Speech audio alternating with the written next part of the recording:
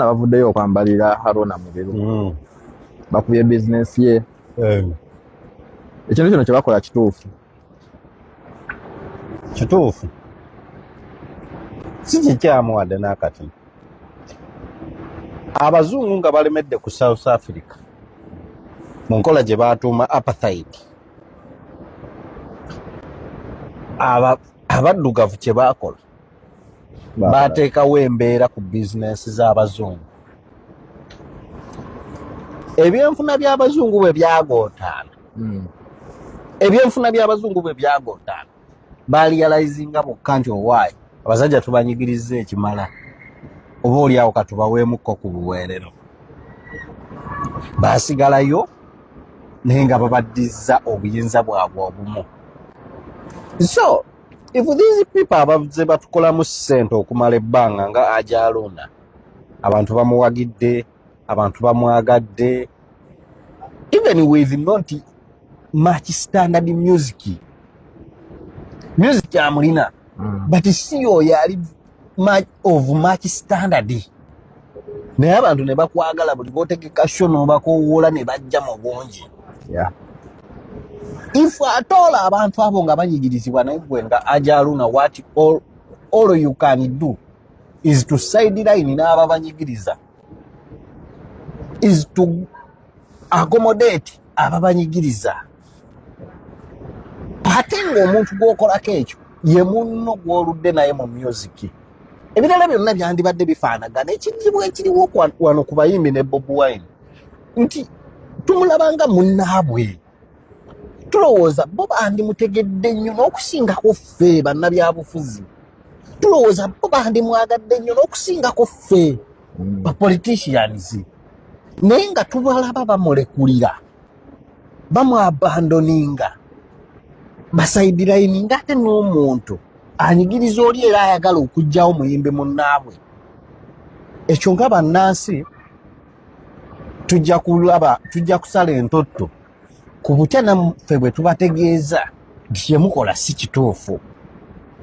Bwe kiba nga Ajaluna kitwetaagisa kugamba abantu nti nedda awo tulebyewo obulabe mu wooteri ya Ajaluna, tujja kubabuulira nti mu wooteri yo mulimu obulabe. Tujja kukibabuulira nga tetwekwekeredde because bwo obulabe mu wooteri mwebuli. N'omuntu asoga this is just mere business nga nayo banaakera ne bakuwa business. Yes, is a mere business.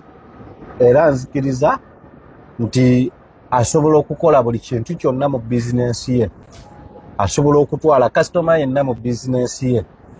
If at all singa kasitoma oyo ajja takola bimunyiga,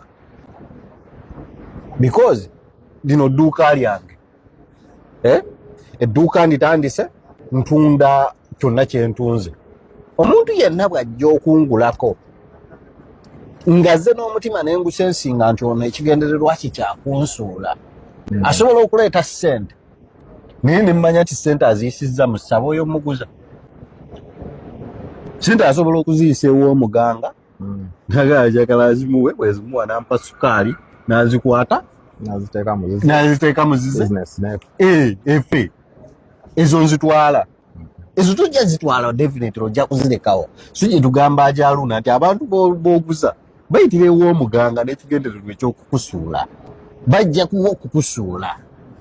Bw'oba tonnakiraba nti bajjawo okukusuula, gwe n'otabaguza. Ffe katugamba abaffe nti owaaye oli aguza abasawo Abaganda, aguza abalogo, temumwegattako kubanga naye yandibanga mulogo munnaabwe. Okitegedde ekintu ekyo? So ffe kyetugamba abaffe nti owaaye abaffe wali si waffe waliwo wa mulogo, temugendawo. Ne ku kyalo ebyo byaliwo, ffe twakula batugaa nti ennyumba tolyangawo akatogo. Bwe bakuwa emmere bw'eyo ennyumba gigaane, togirya kubanga yaki ya mulogo. Naye ng'ate oba oluusi n'enjala eba ekuluma, naye ng'olina kyeyakwata ti wagundi awo basera, tosobola kulyawo ne baba kuteera. Era twakulanga amaka tugayitako tudduka misinde. So kye tugamba abaffe nti wali ewaaluna kati waafuuse wazibu. Bwe baba nga baakomodatinga nga we bakubira pulaani ezituwamba, ate bwe tugendawo okulya naffe ne tusala pulaani ezaffe awo ng'ekifo bakyetoolooza na gadgets kuba tubadde tumuwagira nga tulowooza muyimbi nga tulowooza munnaffe atutegeera tulowooza anyigirizibwa nga ffe kubanga ffe abamuwagidde kakati nga tumugendawo naffe ne tusala entotto nti waayi akasajja tukatutte tutya